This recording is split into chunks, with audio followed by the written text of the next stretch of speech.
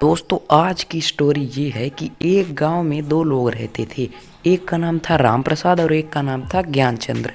राम प्रसाद बहुत गरीब आदमी था और ज्ञानचंद्र बहुत अमीर आदमी था। राम प्रसाद की पत्नी का नाम था कलावत। तो एक बार ज्ञानचंद्र जो अमीर था उसके घर में एक साधु आते हैं और वो उससे भीख मांगते हैं, लेकिन वो भीख नहीं देता। कहता है हमारे पास इतना टाइम नहीं है, चुपचाप दूसरे के घर जाओ यार। और इस तरह कह के वो भिखारी भिखारी नहीं साधु साधु को हटा देता। कहता है जाओ यार, इधर नहीं जाओ, भागो भागो इधर से भागो। इस तरह वो गुस्से में आकर उनको हटा देता है। और फिर जैसे ही साधु हटते हैं तो साधु उसके घर को छोड़ के राम प्रसाद के घर में जाते हैं, जो कि बहुत गरीब था।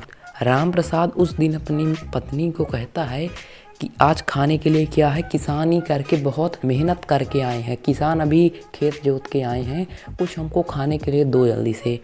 तो उसकी पत्नी कहती है कि नहीं, आज खाने के लिए तो कुछ भी नहीं है, दो रोटी है खा लो।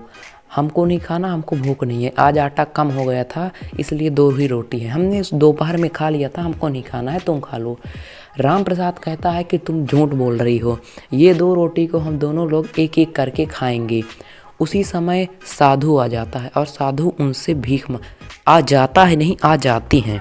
उसी समय साधु आ जाते हैं और साधु उनसे भीख मांगते हैं और कहते हैं कि हमने 2-3 दिन से कुछ नहीं खाया, आज कुछ खाने के लिए दे दो। कोई भी हमको भीख नहीं देता। तो वो दोनों लोग सोचते हैं और कहते हैं हमने तो कल खाया था, लेकिन इन्होंने आज तक नहीं, मतलब 2-3 दिन से कुछ नहीं खाया, और हमने 2-3 दिन में पता नहीं क्या क्या खाया है। तो राम प्रसाद कहता है तुम खाओ, मैं अपनी रोटी इन साधु को दे देता हूँ। कलावती उसकी पत्नी भी कहती है कि नहीं, तुम अकेले नहीं दोगे, हम भी अपनी रोटी उसको देंगे, हम कोई दिक्कत नहीं है, आज बिना खाए सो जाएंगे। और दोनों लोग एक एक रोटी उन साधु को दे देते हैं। रोटी पाकर साधु उनको कहते हैं भगवान तुम्हारा भला करेगा, अब तुम कभी भी ज़िंदगी में गरीब नहीं होगे, उदास नहीं होगे, हमेशा रईस रहोगे, एकदम रईस। और ये सब कहते ही जब वो साधु चले जाते हैं तो उनके जाते ही राम प्रसाद का घर पूरा महल बन जाता है, मतलब पूरा महल बन जाता है, पूरा एकदम महल बन जाता है। मतलब उसके घर एकदम नीचे पूरा टाइल्स, कांच, पुट्टी, मतलब एक एक चीज़ फैंसी आ जाती है। और उसके पास खाना भी पता नहीं क्या क्या, पिज्ज़ा, ये सब बहुत सी चीज़ें आ जाती हैं। और वो बहुत खुश से रहने लगता है। और वो बात करते हैं कि ज़रूर ये सब उन साधु की वजह से ही हुआ है, अगर वो आज नहीं आते तो पता नहीं क्या क्या, हम हमेशा गरीब ही रहते। और वो फिर अमीर रईसी से रहने लगे, लेकिन उन्होंने इस बात का कभी भी घमंड नहीं किया।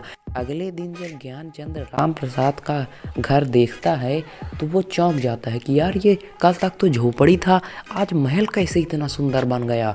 और ये सब देखकर उसको ईर्ष्या हो जाती है और वो फिर राम प्रसाद से मिलने जाता है।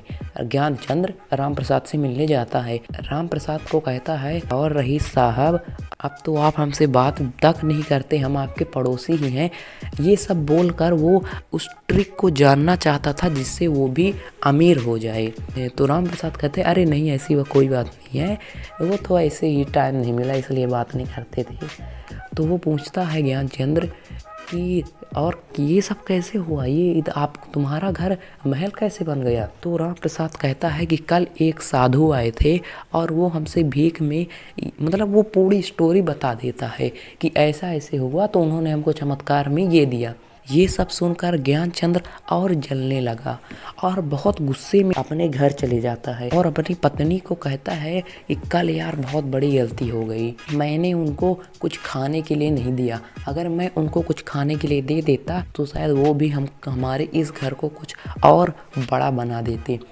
और यह सब सोच कर कहता है कि अब चाहे कुछ भी हो जाए, मैं उन साधु महाराज के पास जाऊंगा और उनको खाना देकर अपने घर को महल बनवा के ही वापस लौटूंगा। और उनकी खोज में वो हर जगह घूमता है, मंदिर, मस्जिद, मतलब हर जगह, अपने गांव, दूसरे के गांव, हर सबके गांव वो घूमता है। और वो ढूंढने के लिए चल ही रहा होता है तो उनको एक पेड़ के नीचे वो साधु महाराज तपस्या करते हुए दिखते हैं। और वो कहता है कि साधु महाराज आप कहाँ थे? मैं आपसे क्षमा मांगने के लिए मैं आपसे क्षमा मांगने के लिए आया हूँ। कल जो मैंने आपको इतना बुरा भला बोल के अपने घर से भगा दिया था, उसी बात का मैं आपसे माफ़ी मांगने आया हूँ। लेकिन भाई वो तो साधु हैं, उनको तो सब पता है कि कौन किस मतलब से आया है। उनको पता चल जाता है कि ये माफ़ी मांगने नहीं, ये भी इनाम पाने के लिए आया है। और वो साधु महाराज उस ज्ञानचंद्र को ऐसा सबक सिखाते हैं कि वो लालच और जलना उसी दिन से छोड़ देता है। और वो क्या था वो तो आपको अगले वीडियो में ही पता चलेगा।